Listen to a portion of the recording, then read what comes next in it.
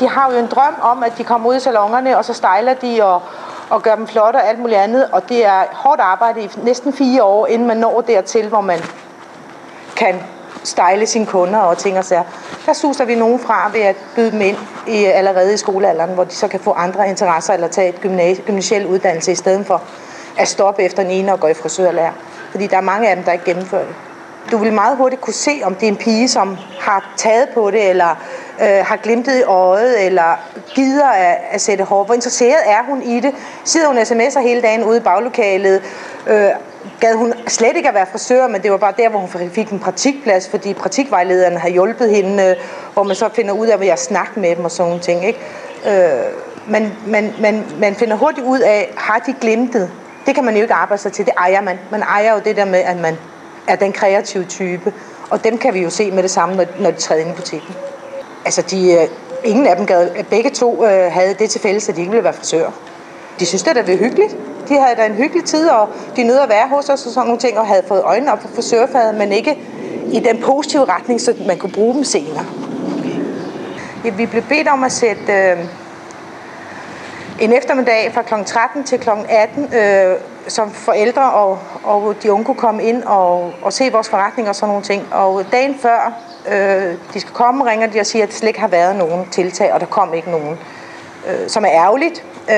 Det er meget ærgerligt og sådan nogle ting. Så føler jeg måske, at kommunikationen mellem skolelæreren og forældrene måske ikke har været til stede, siden de ikke dukker op. Fordi jeg kan ikke forestille mig, at der ikke vil være masser af piger i 7., 8. og 9., der vil komme ned og være med i en salon.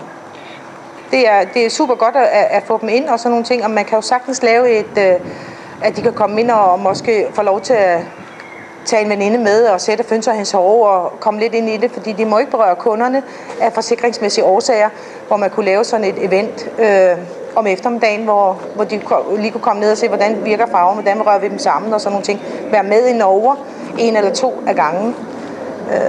Det synes jeg er en god idé. Jeg ved ikke rigtig, det er fordi, at jeg studser over. Jeg synes, det er fint, at forældrene er med, men jeg studser lidt over, at du bliver nødt til at være enormt selvstændig frisør. Så jeg synes, at de forældre skal blive hjemme, hvis de er 15-16 år. De skal selv komme. Der er ikke en eneste pige, der kommer ind i vores forretning, der får en læreplads. Lige meget hvor sød hun er, hvis moren står udenfor. De skulle give dem lov til at slippe skolen ret hurtigt, hvis de brændte for faget. Fordi det er meget, meget vigtigt, når man går i frisørlære, at man ikke bliver for gammel. Det er vigtigt, at man kommer i en meget ung alder ind, fordi at man skal have den der tudende mor i ørerne, der siger, gør nu, og nu skal vi, og det skal vaskes, der skal regeres, og vi skal gøre dit og dat, alt muligt. Bliver du for gammel, så dør du i fadet, fordi du orker ikke den der, at man hele tiden skal være over dem. Det 4 år er lang tid, hvis man er 20. Rigtig lang tid. Man er blevet for selvstændig, det går for langsomt og sådan noget. Mange af dem knækker nakken, når de bliver for gamle. Man skal jo bo hjemme hos mor og have den der pisk i nakken, som man også har i frisørfaget. Den næste nye elev, som vi tager ind i Vinterhof, bliver med i nye mesterlærer.